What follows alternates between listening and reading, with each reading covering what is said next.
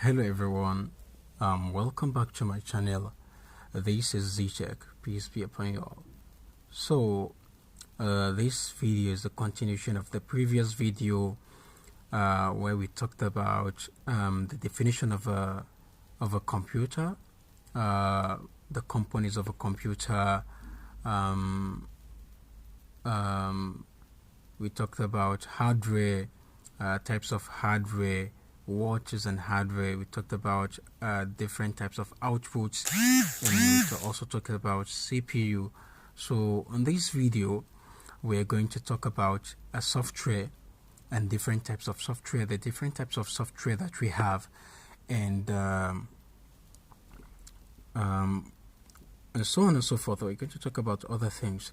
So if you haven't subscribed to this channel, just take a minute, subscribe to this channel, like this video and the previous one, and comment if you have anything to say, and share it with anyone you think can benefit from this. So and also click on the notification button for the next videos.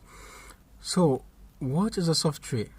A software is a generic term for organized collections of computer data and instructions. It is often broken into two major types.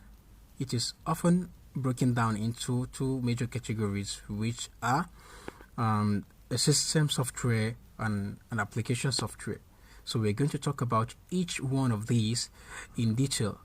Let's start with the first one, which is a system software. So what is a system software? So a system software is another word for an operating system. It's also known as an operating system. Is another word for an operating system.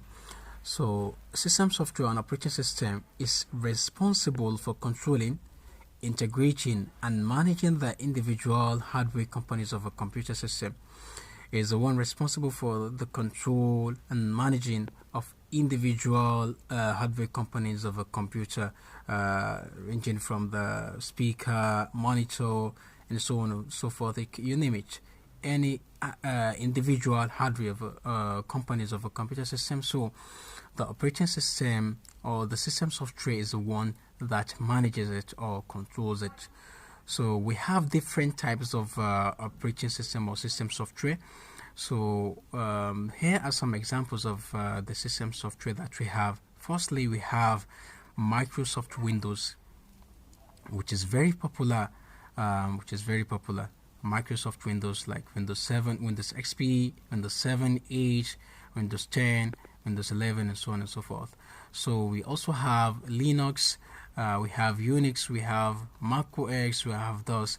So all of these are types of the system software or the operating systems that we have.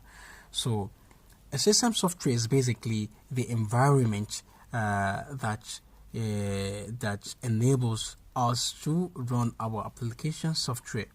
Is the environment that enables us to run our application software. So it is also the one, as I said, this is the one that controls the individual hardware of a computer. It is also the one that enables to run our applications software. So that is just an system software in a nutshell. The next slides we're going to talk about, we're going to explain more about system software. So let's get into the next one, which is an application software. What is an application software? What is an application software? So an application software is used to accomplish specific tasks other than just running the computer system. It is used to accomplish specific tasks other than just running the computer system. It may consist of a single program, such as an image viewer. So an image viewer is an example of an application software. A video viewer is an application of an application software. Audio player, and so on and so forth. So a single program such as an image viewer is an example.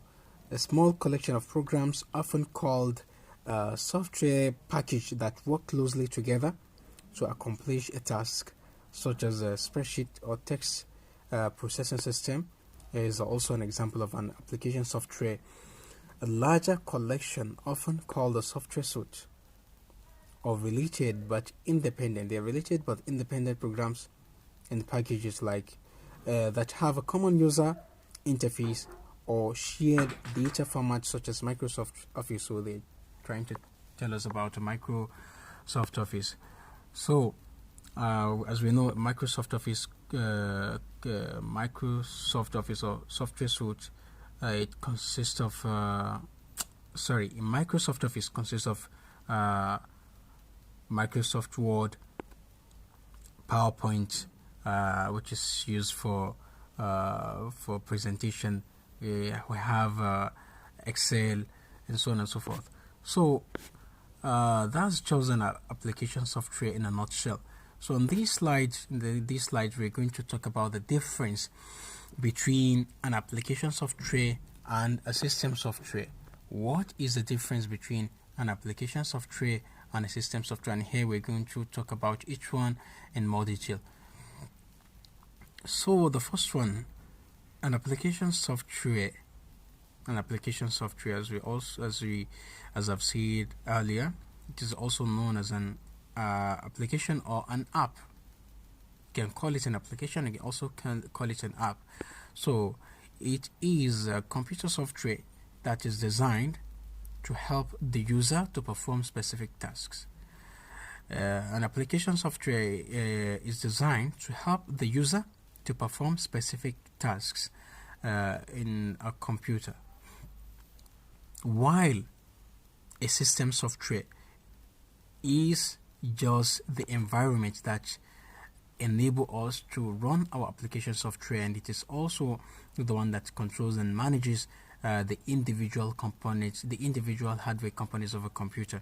So the explanations they give here is not that much clear, so let's just forget about it. Let's go to the next thing, which is the examples of application software. The examples of application software we have here. We have Opera web browser. We have Microsoft Word, which is word processing app.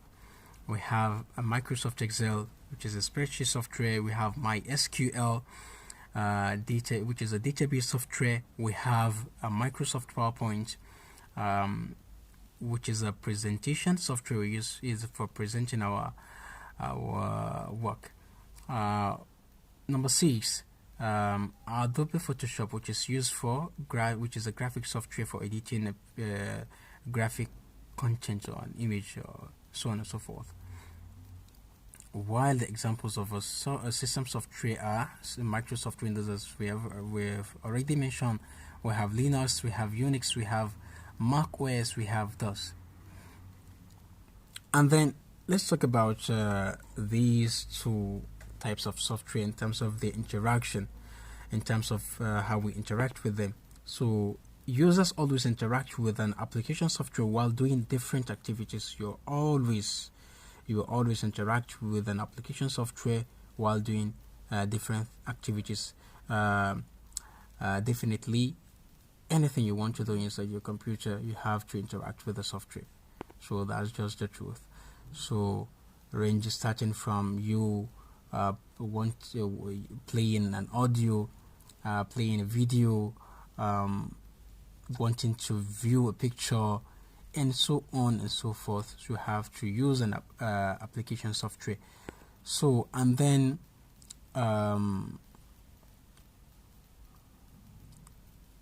talking about system software, generally users do not interact with system software on operating system as it works in the background. As already mentioned earlier, system software is just the environment whereby we can use our application software. So we don't interact with the system software. So, and then let's talk about the two applications in terms of the dependency. So application software cannot run without the presence of the system software. An application software cannot run without the presence of the system software. Each works, each operates inside the operating system. So that's just it.